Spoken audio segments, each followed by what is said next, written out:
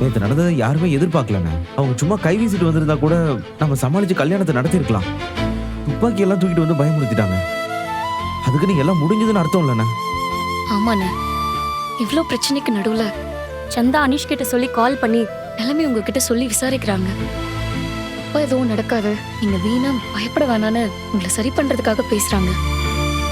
அதை நினைச்சாச்சும் நீங்க கொஞ்சம் நார்மல் ஆகுங்கண்ணே. புரியுதுப்பா. என்ன நினைச்சு நீங்க எல்லாம் கவலைப்படாதீங்க. நான் எப்படியும் சரியாயிடுவேன். ஐயோ, மணி 9 ஆயிடுச்சுடா. நான் சைட்டுக்கு போகணும். இன்ஜினியர் வேற வரேன்னு சொல்லியிருக்காரு. நான் கிளம்புறேன்ப்பா. அண்ணா, இவ்வளவு சீக்கிரம் நீ போக மாட்டீனா? இல்லடா, இன்ஜினியர் வர்றாரு. அவர் வரும்போது நாங்க இருக்கணும்ல, அதான். அப்புறம் சாப்பாடுலாம் பண்ணி வச்சுட்டேன். நீங்க எடுத்து போட்டு சாப்பிட்டுக்கங்கப்பா. நான் வரேன். அண்ணா, பேக்லாம் எதுவும் எடுக்காம போறீங்கண்ணா? ஆமால்ல, நான் மறந்துட்டேன். சட்டையை மாத்தணும். நான் மாத்திட்டு வந்துடுறேன்.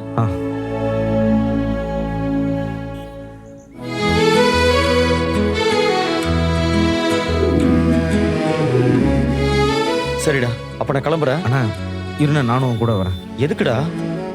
வரேன் இருண்ணே. பாண்டி, நேரம் ஆச்சு, வாடா சீக்கிரம். அண்ணா, சாப்பாடு. ஓ, சாப்பாடை மறந்துட்டேனா? தேங்க்ஸ்பா. அண்ணா போலாம். போலாண்ணே. வா. பாண்டி, நீங்களும் கூட போறீங்களா? ஆமாங்க. இன்னும் தனியா போனா ரோட்ல போறவங்க வர்றவங்கலாம் கல்யாணம் நின்னதை பத்தி கேட்டு அண்ணனை இன்னும் கஷ்டப்படுத்துவாங்க. அதான் கூட போயிட்டு வரேன். கரெக்டா யோசிச்சிருக்கீங்க பாண்டி. சரி, நீங்க கூட்டிட்டு போங்க. சரிங்க, நான் வரேன். பாண்டி, உங்களுக்கு சாப்பாடு வந்து சாப்பிட்டுக்கிறேங்க. சரி பாண்டி, பார்த்து. சரிங்க, வரேன்டா.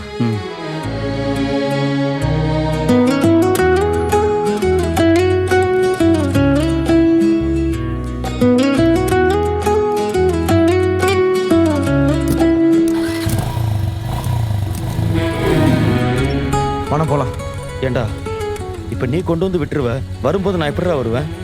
நீ எனக்கு ஃபோன் பண்ணுண்ணே, நானே வந்து உன்னை கூப்பிட்டுக்கிறேன். உனக்கு ஒன்றும் பிரச்சனை இல்லையே? அதெல்லாம் ஒரு பிரச்சனையும் இல்லை. நீ ஃபோன் பண்ணா நான் வந்துடுவேன். வா. சரி.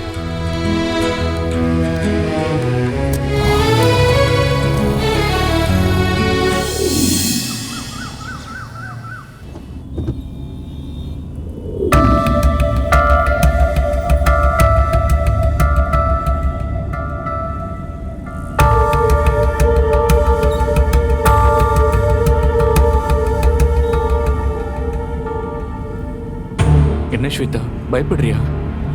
ரொம்ப பயமா இருக்கு ரமேஷ். பயப்படாத, பாத்துக்கலாம். வீட்ல விஷயம் தெரிஞ்சா கோவப்படுவாங்க தான், ஆனா அதுக்கப்புறம் புரிஞ்சுப்பாங்க. வீட்ல இருந்து கிளம்புற வரைக்கும் எனக்கு எதுவுமே தெரியல. இப்போ ஒரு மாதிரி இருக்கு. நீ என்னமா திடீர்னு இப்படி சொல்ற? நல்லா யோசிச்சு சொல்லு. குடிக்கலனா இப்பயே வண்டி திருப்பிடலாம். பிடிக்கலன்னு சொன்னேன்னா பயமா இருக்குன்னு தானே சொல்றேன். வீட்ல இருந்து கிளம்புற வரைக்கும் தைரியமா தான் இருந்துச்சு.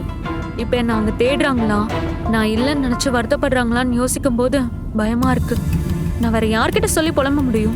ரமேஷ் கிட்ட தானே சொல்ல முடியும். அதுக்குன்னு உடனே என்ன வீட்டுல கொண்டு போய் விடுறேன்னு சொல்றீங்க? சரி சரி விடு. அவன் ஏதோ நல்ல எண்ணத்துல தானே கேட்டான், அதுக்கே டென்ஷன் ஆகுற.